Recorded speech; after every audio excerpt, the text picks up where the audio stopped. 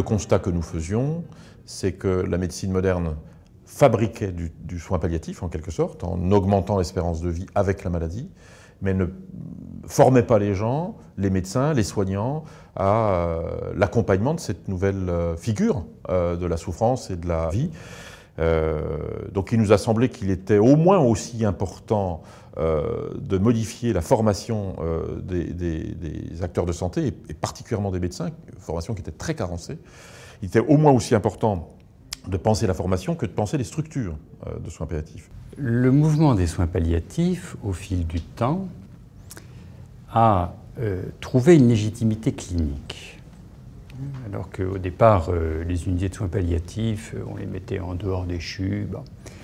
Au fil du temps, la pertinence clinique s'est posée comme étant une évidence. Oui, les acteurs de soins palliatifs ont une pertinence et peuvent aider les patients et de manière indirecte les soignants dans la prise en charge des patients. Donc la légitimité sur le plan clinique était posée.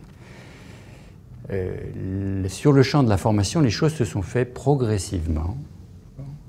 Avant la nomination de professeurs associés, nous avions déjà un pied et un certain nombre de volumes horaires au sein des facultés. C'était très faculté dépendante. La nomination des professeurs a permis, je crois, de conforter cette place-là. Voilà, on y est et ce sera quand même compliqué de les remettre dehors. Et puis la nomination, je pense, de professeurs associés va permettre, je pense, de mieux structurer, en tout cas ça c'est mon espoir et en partie ma responsabilité, de mieux structurer nos visées d'enseignement. On n'enseigne pas les soins palliatifs comme le traitement de l'infarctus du myocarde. Qu'est-ce qu'on cherche à faire quand on enseigne? Comment on le fait? Est-ce qu'on le fait uniquement en termes de transmission de connaissances? Est-ce qu'on essaye de faire des pédagogies qui seront plus attentives à une dimension d'apprentissage, qui feront plus appel à la subjectivité de l'étudiant? Est-ce qu'on construit des parcours qui même mettront en scène cette subjectivité de l'étudiant qui n'est pas du tout reconnue dans la formation médicale? En ce qui concerne la formation, je crois qu'il ne faut quand même pas non plus se masquer les choses. La formation représente combien d'heures dans l'ensemble des études médicales en ce qui concerne les soins palliatifs, la prise en charge de la douleur, l'éthique? Combien d'heures? Si il y a effectivement des diplômes qui vont tout au long d'une année apporter une réflexion, des connaissances, un questionnement sur ces différents domaines-là, à ce moment-là, je dirais, ben voilà, la formation, elle est là et elle apporte une réponse de telle façon que chacun soit informé de ce qui est possible. Quand on sait que dans certaines universités, c'est quelques heures à se partager entre les soins palliatifs, la douleur, l'éthique, les sciences humaines, non. Moi, je pense que ce n'est pas suffisant et c'est même dérisoire. Bon, c'est même se moquer du monde. J'arrive toujours pas à comprendre que 30 ans après cette révolution de la nouvelle réforme médicale, on crée des DES, que dans le DES d'oncologie, il n'y ait pas dans la maquette 6 mois en soins palliatifs. Ça devrait être obligatoire. C'est même pas à discuter. Comment un oncologue peut exercer son métier s'il n'a pas fait 6 mois de soins palliatifs? Je trouve ça terrible. Un gériatre, comment on peut être gériatre si on n'est pas passé 6 mois en soins palliatifs? Donc le jour où on arrivera à ça, le problème sera réglé. C'est-à-dire qu'il faut que ce soit... I have a dream. Le rêve, c'est vraiment ça, c'est-à-dire se dire il ne peut pas y avoir la création d'une activité d'oncologie sans qu'on conçoive avec les à côté, l'URCC, la préparation obligatoire, la gna-gna, tout ça. Les soins palliatifs doivent être inclus dans le projet. Ça fait partie de ça. On ne peut pas concevoir un centre de gériatrie de X lits sans qu'il y ait... Et c'est quoi les soins palliatifs? C'est-à-dire, il faut vraiment que ce soit intégré d'emblée dans la pensée, que ce ne soit pas quelque chose, que ce soit la dernière roue de la charrette, à la dernière minute, dernière seconde. Ah mince, et qu'est-ce qu'on fait des soins palliatifs? Il y a deux cibles, à mon avis, différentes. Il y a la question de la formation, et notamment de la formation médicale initiale, c'est-à-dire des étudiants en médecine. Comment nous pourrions construire une formation qui s'inscrirait tout au long des études médicales, pas uniquement sur une année ciblée, avec très certainement des passerelles avec l'ouverture aux sciences humaines, et qui concernerait les étudiants en licence, en master, mais aussi en doctorat, c'est-à-dire les internes. Donc, comment construire une formation continue en soins palliatifs avec un référentiel scientifique qui tienne la route, avec une pédagogie centrée sur l'apprentissage, aussi bien sur des champs cliniques que relationnels, qu'éthiques ou qu'en termes de travail en coopération, mais aussi une attention, si l'étudiant le veut, à toute cette dimension subjective.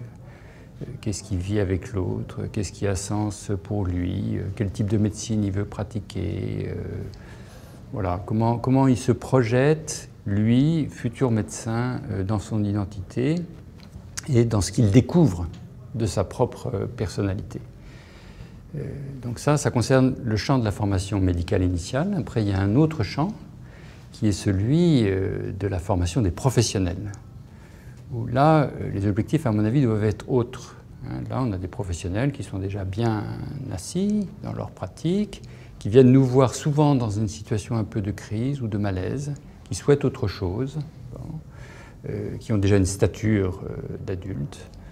Voilà, comment, là aussi, on peut les aider, soit dans leur univers contextuel, soit éventuellement dans le cadre de restructuration de projets professionnels, à construire quelque chose qui ait du sens et pour eux et pour la société. En ce qui concerne les sciences humaines, je sais qu'en première année, dans bon nombre d'universités, il y a davantage d'heures qui sont consacrées, et en particulier dans l'examen de fin de première année, il y a des questions de sciences humaines qui sont abordées. Donc je crois que, en tout cas, je connais certaines universités dans lesquelles ça a pu être fait, et fait par des gens compétents, hein, des philosophes, qui essayent d'aborder... bon. Maintenant, il faut voir quel est le nombre d'étudiants qui participent à ces sessions pour s'informer sur ces domaines-là. Donc, pour moi,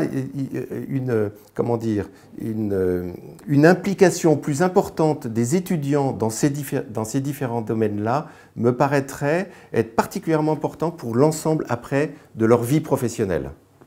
La discipline des soins palliatifs, qui à mon sens, dès le départ, devait devenir une spécialité de médecine palliative, en fait, devait s'appuyer sur les travaux de recherche.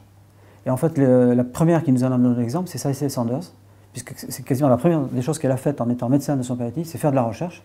Et l'histoire dit qu'à l'époque, en Angleterre, il existait 42 solutions orales de morphine, avec des compositions complètement différentes. De la cocaïne, de l'alcool, de l'eau chloroformée, enfin c'était...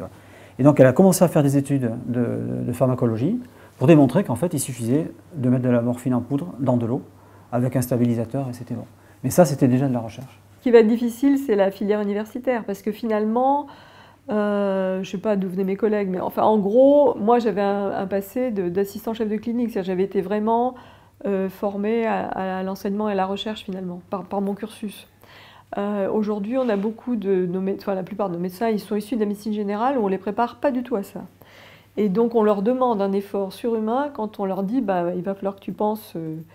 hospital universitaire, que tu publies des papiers, que tu fasses de la recherche, parce que ce n'est pas dans leur chromosome, mais dans leur ADN, ça. Et donc, finalement, dans cette population-là, ça va être plus difficile à trouver. Et la deuxième chose, c'est que je pense que quand on choisit... Il y a beaucoup qui ne sont pas d'accord avec moi, mais je pense qu'il y a une étude qualitative à faire là-dessus, sur les obstacles à la recherche. C'est que quand on choisit de faire des soins palliatifs, comme profil, par définition, je pense que comme on est dans le care, on s'inscrit plus ou moins, on va dire, en opposition avec une médecine technique, triomphante, etc. Et c'est ça le défaut, en fait. C'est-à-dire qu'il y a beaucoup de gens qui sont entrés dans les soins palliatifs contre une autre médecine. Et du coup, si on leur dit il faut faire pareil, il faut faire de la recherche, tout de suite, non, non. Et on voit très bien la difficulté qu'on a à faire de la recherche, parce que ce soit les médecins ou les infirmières sont contre l'idée même qu'on puisse faire de la recherche avec des patients altérés en fin de vie ou avec maladies évoluées. Et c'est vraiment assez dur de faire passer. Je donne comme exemple, on a fait un DVD pour recueillir des paroles de patients. Donc il y avait les infirmières formées pour filmer, parce qu'on ne pouvait pas avoir une équipe qui vienne filmer. Il fallait que ce soit, dès qu'un patient dise quelque chose, qu'on puisse capturer.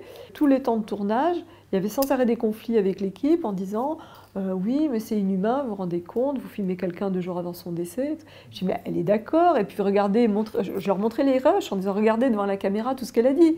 Et les gens étaient contents de déposer ça et de laisser en fait presque ça en testament pour de l'enseignement. Et on voit que même là, il y avait un blocage en disant mais c'est pas possible. Donc, je pense que là, c'est quelque chose qui est spécifique à la médecine palliative, c'est cette difficulté à faire de la recherche du fait même du sujet de notre recherche. Il faut toujours beaucoup d'énergie, là pour le coup, pour expliquer. C'est très important parce que ça va changer nos pratiques et on a besoin de se défendre si on veut exister. L'enjeu n'est pas de développer, en tout cas de mon point de vue, une spécialité médicale qui s'appellerait soins palliatifs, mais une culture qui irrigue la pratique de tous les professionnels avec des lieux de recours que sont les unités de soins palliatifs et des équipes de recours que sont les équipes mobiles de soins palliatifs. Voilà là, ce que nous poursuivons, mais c'est vrai que si la formation ne change pas, à mon avis, c'est peine perdue que de vouloir développer les soins palliatifs en France. Le risque est grand que les soins palliatifs redeviennent une technique à égalité avec les techniques des autres spécialités et que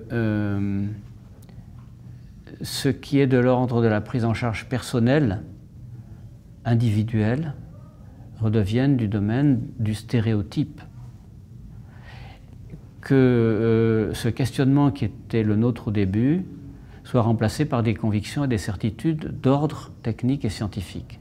Donc la première étape, ça a été pendant 30 ans de développer le corpus de connaissances sur le plan clinique, sur le plan infirmier, sur le plan psychologique. On a maintenant un corpus qui est solide, voilà, qui n'évolue plus beaucoup d'ailleurs. Hein. Quand je regarde les publications qui sortent, ça tourne un petit peu en boucle. Je pense que l'essentiel a été fait, mais maintenant il faut faire diffuser cette connaissance auprès des gens qui sont sur le terrain, parce qu'encore une fois, il y a encore énormément de méconnaissances. Hein.